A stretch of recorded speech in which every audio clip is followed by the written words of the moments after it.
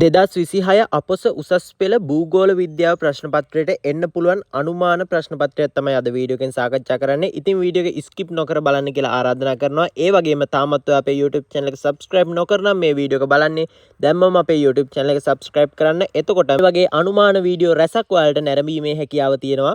Video එක ආරම්භයේම මතක් කරන්න ඕනි භූගෝල විද්‍යාව විෂයට අමතරව ඔයාලට අනුමාන අවශ්‍ය විෂයන් තියෙනවා නම් ඔයාලට පුළුවන් මේ වීඩියෝ එක පල්ලෙහාන් කමෙන්ට් කරන්න. ඔයාලා කමෙන්ට් කරන සියලුම පාඩම් වලට අදාළ මෙන්න මේ විදිහට පාඩම් වලට අදාළ මෙන්න මේ විදිහට ප්‍රශ්න පත්‍ර අපි වීඩියෝ මගින් අරගෙන එනවා. ඒ වගේම අපේ WhatsApp channel එකෙත් දාලා තියෙනවා. මතක ඇතුව අපේ YouTube channel එක subscribe කරලා තියාගන්න. ඒ වගේම මේ වීඩියෝ එකට like එකකුත් දාන්න. එහෙනම් අපි යමු වීඩියෝ එකට. ප්‍රේමණීය මිනිසුන්ගේ සොඳුරු නවාතැන සඳහා YouTube channel එක දැන් subscribe කරලා අපිත් එක්ක එකතු වෙන්න.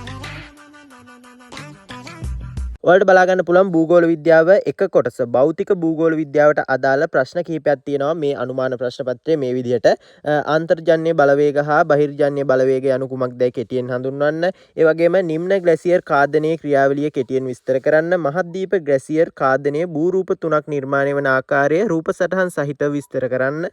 ග්ලැසියර් වල ආර්ථික වටිනාකම කරුණු තුනක් ඇසුරෙන් විස්තර කරන්න. මේ තියෙන්නේ භූගෝල විද්‍යාව එක කොටසේ භෞතික භූගෝල විද්‍යාව කියන කොටසට අදාළව එන්න පුළුවන් අනුමාන ප්‍රශ්න කිහිපයක්. ඒ වගේම දෙවෙනි ප්‍රශ්නේ විදිහට දීලා තියෙනවා බියෝමයක් යනු කුමක්ද? බියෝම වර්ග 4 නම් කර එයින් එක් බියෝමයක ව්‍යාප්තිය දේශගුණය යන අංග පිළිබඳ විස්තර කරන්න. ඊට පස්සේ දෙකේ තුන විදිහට දීලා තියෙනවා ශ්‍රී ලංකාව තුල තෙත්බිම් පරිසර පද්ධතියේ වැදගත්කම කරුණු තුනක් ඇසුරෙන් විස්තර කරන්න. දෙකේ හතර විදිහට දීලා තියෙනවා වර්තමානයේ වන විට ශ්‍රී ලංකාවේ පරිසර පද්ධතිය මුහුණ පා ඇති ගැටලු තුනක් විස්තර කරන්න. ඉතින් තුන්වෙනි ප්‍රශ්නේ විදිහට දීලා තියෙනවා පද්ධතියක් යන කුමක්දයි කෙටියෙන් හඳුන්වන්න. පද්ධතියක ශක්තිය හා පදාර්ථයේ හුවමාරු වන ස්වභාවය අනුව පද්ධති වර්ග තුන නම් කර කෙටියෙන් විස්තර කරන්න. වායුගෝල පද්ධතියේ ප්‍රධාන ලක්ෂණ තුන පැහැදිලි කරන්න කියලා දීලා තියෙනවා. ඊට පස්සේ ඒකේ හතරවෙනි ප්‍රශ්නේ විදිහට දීලා තියෙනවා භෞම පද්ධතියේ නිරන්තර ක්‍රියාකාරීත්වයෙන් යුත් උපපද්ධතියේ පැවතීම හානි කරන මානව ක්‍රියා තුන විස්තර කරන්න. ඉතින් මේ ප්‍රශ්න පත්‍රයේ තියෙන ප්‍රශ්න කිහිපයක් විතරයි සාකච්ඡා කරේ. මේ ප්‍රශ්න පත්‍රයේ තව ඔයාලට බලා ගන්න පුළුවන් ප්‍රශ්න තියෙනවා.